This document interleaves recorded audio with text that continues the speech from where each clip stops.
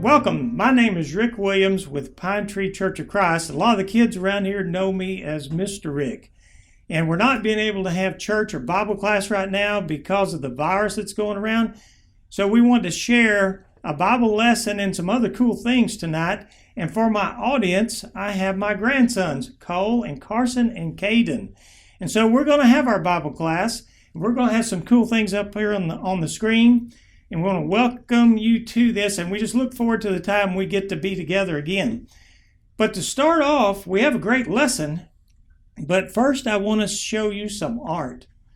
And I call this God's art. And so the first picture I want to put up, doesn't that look like artwork to you? Yes. It looks like a painting to me. I love those colors. It looks like a fish. It does. More like a painting. I hear you, though.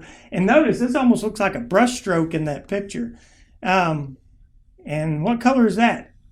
Gold. Gold, it is.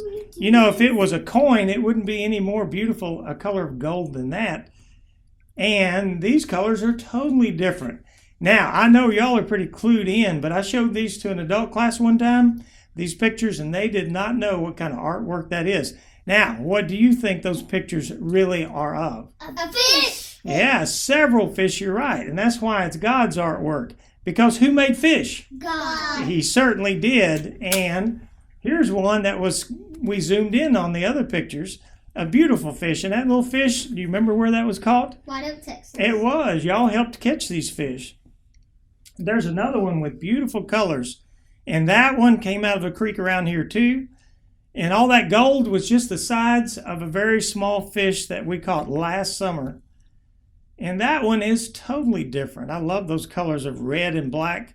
So we call this God's artwork. Now, there's a reason why I'm showing fish, because it has to do with our lesson too.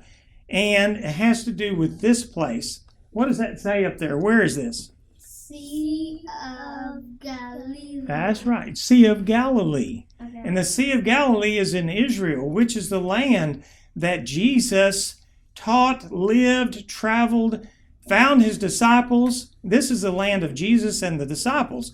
And this is a modern picture of the Sea of Galilee. Now, the Sea of Galilee is a special place because you know where Jesus found his first disciples? One, do you know how many he had? Later they'd be called apostles. How many did he select? Do you remember? No. 12. But the first ones are found right here by the sea. Let's look in Matthew chapter 4, verse 18 and 22. And it says, 18 through 22 says, as Jesus was walking beside the Sea of Galilee, he saw two brothers, Simon called Peter, and his brother Andrew. They were casting a net into the lake, for they were fishermen. So they too saw the creatures in the water that God had created. They were fishermen. Jesus said, come follow me, and I will send you out to fish for people. Other versions say, I will make you fishers of men. At once they left their nets and they followed him. Now, I think they knew Jesus before because they left the way they were making their living and immediately went and followed Jesus. Then he had more disciples that he found doing the same line of work. What were they? What kind of work did they do? Fishermen. Fishermen, that's right. Verse 21 says, going on from there, he saw two other brothers, James, son of Zebedee, and his brother John. They were in a boat with their father Zebedee, preparing their nets, and Jesus called them. And immediately they left the boat and their father and followed him. Again, I think they knew something about Jesus, and they were willing to follow him. And they were selected there on the side of the Sea of Galilee. And then he had, that's 4, and he was going to have a total of 12, so he had 8 more to select. But these 4 were fishermen. And that was, the others had different lines of work, but they were all working men, but they gave up everything and followed Jesus.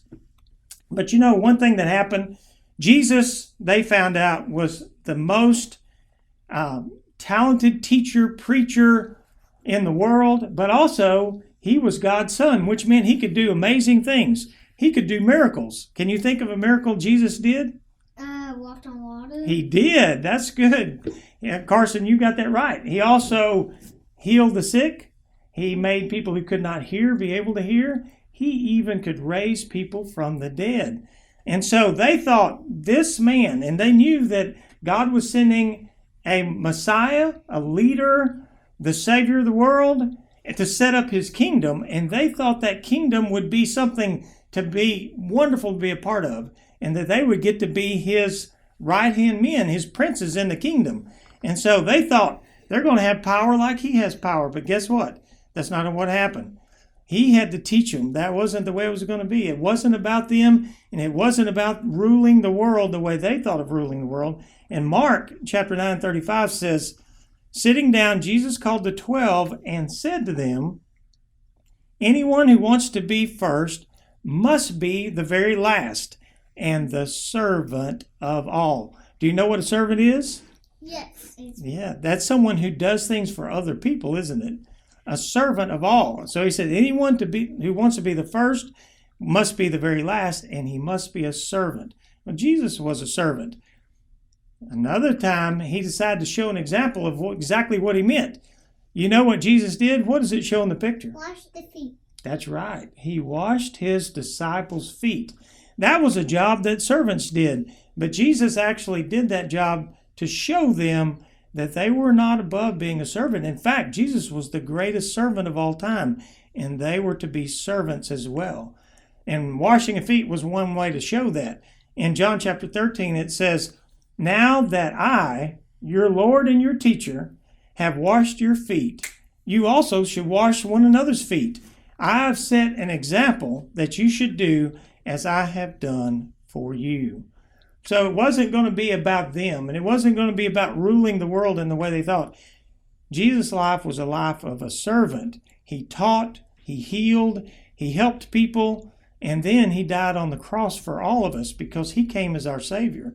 And that wasn't what they were expecting back then. You know, after Jesus died on the cross, the disciples did not know what was going to happen next. Can you take a guess as to what they did once Jesus left? What do you think they would have done, not knowing what their next step would be? Any wild guesses? How about going fishing? That's what he did, and what they did. The disciples, some of them went back to fishing. And we find in the book of John, it says, early in the morning, Jesus stood on the shore, but the disciples did not realize that it was Jesus. And you know where the disciples were?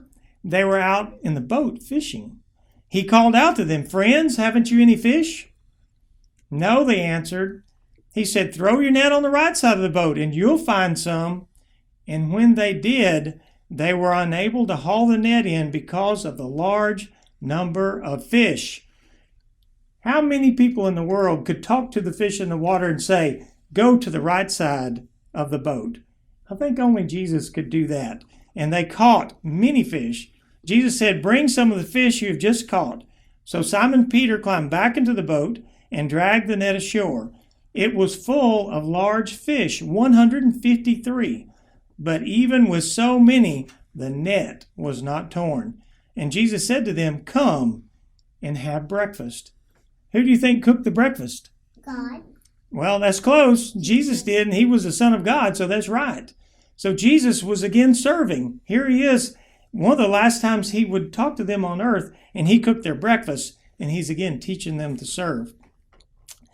We have another picture of a body of water. We're going to come back to this story because we have some more fishing to do in a little while, and we have a special story to share.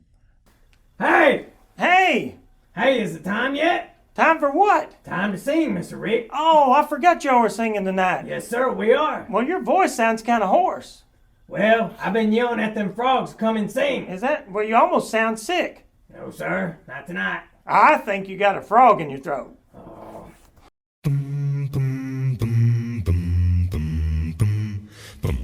Up on the Isle of Patmos, a man was cast one day. As he was left alone to die, he began to pray. The Holy Ghost fell on him, the Spirit, he came down. Well, he began to write about the things he saw. The Revelator's name was John. Talking about John. John the Revelator, he saw Jerusalem coming down. Yes, it was John. John the Revelator, and when he looked around, he saw feet like brass, eyes are like fire, heard a great voice saying, come up higher. It was John the Revelator. He wrote about the city of God. While in the spirit praying, John turned around to see if the voice he had heard was what it seemed to be. Just like the many waters, a great trumpet sound. Well, he said, I am the first and last. The Revelator wrote it down. Talking about John the Revelator, he saw Jerusalem coming down. Yes, it was John. John the Revelator, and when he looked around, he saw feet like brass, eyes are like fire, heard a great voice saying, come up high. It was John the Revelator.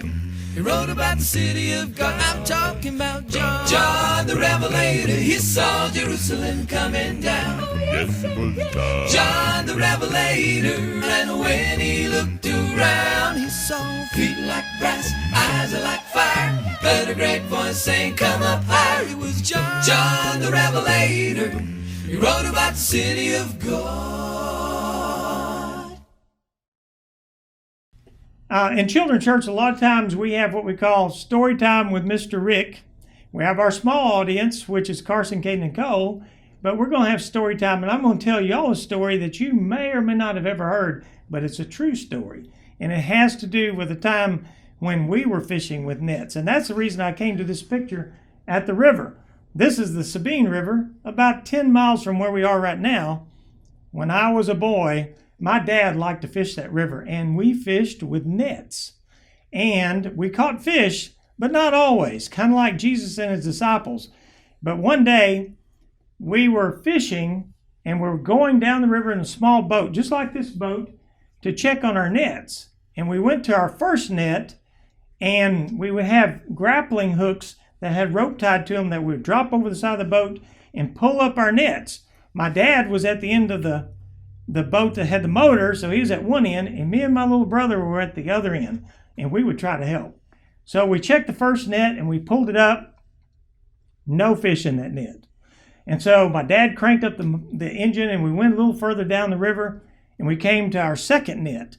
And we dropped the hooks over the side, and they go to the bottom of the river, and we hook onto the nets and started pulling it up. And we pulled up the second net. We only had 3, and there were no fish. Maybe one very small fish, and I think he got out when we pulled the net to the top. And so we only had one more net to go to, and we went down the river to the last net. And my dad knew where they were. If it was up to us, we probably would never found them because they're on the bottom of the river, but he knew where they were. And we dropped those grappling hooks, and we pulled up the net. Now, we were about to be surprised because when we pulled the net up, and finally the net came to the top of the water just exploded, and we were being splashed, covered with water, and there was all kinds of noise, and the net was totally full of fish. In fact, it was packed in there. It was almost like that story where they caught how many fish? Do you remember the number? 153. That's right, 153. And we probably had that many. We could have had more than that many. And so we were so excited because we caught so many fish. But guess what? It wasn't all good news. We started trying to get the fish out of the net, and we would put the fish into the boat, one after the other, and the boat started to sink. It was so heavy with fish. Finally, and we got all the fish, but the boat had set so low in the water, my dad was concerned that it would rock and we would sink out there in the river. And so we were given instructions. Boys, don't move, sit still. We're going to go back toward the truck. Don't move. And so we sat there, and my dad cranked up the engine, and we moved slowly up the Sabine River till we got to the truck, and we pulled over against the bank. We couldn't pull up on the bank because if we rocked the boat, it would dump out all the fish and us with it. And it was kind of wintertime like in this picture. And so we pulled up there, and we started throwing fish up on the shore. And finally, when the boat was a little lighter, my dad stepped out of the boat, and he got up on the shore, and we kept pitching fish to him, and he started throwing them in the back of the truck until we had a pickup truck with a bed is nearly full of fish. Now, it was late in the day. My dad took them somewhere, I cannot remember. At that time, there was a fish market you could actually take fish to, and they would buy them from you if you could get there before they closed. You know, one thing my dad did with a lot of the fish that we caught, he did not sell them. He went to some of the poorer parts of town, and he gave away fish. And there were a lot of kids that got to eat fish that were fresh out of the Sabine River back then because we fished with nets, and we were happy to share the fish. My dad was a servant like that too, and our lesson was about being a servant, because who was showing his disciples to be a servant? Who showed them? Jesus. Jesus did. And actually, besides fishing, which they fished and he cooked their breakfast, what did he teach them to do? What was he washing? Their feet. Yeah, he got to wash their feet, and that was something that a servant did. So he was teaching them that to be a follower of Jesus, you really have to be a servant. And that was the example that Jesus set. And we found these verses in the Gospels. There's a lot more about the life of Jesus that we're going to be learning. And I'm sure that your teachers, as soon as we can get back together, will be sharing these lessons with you here at church. And we look forward to that day very much.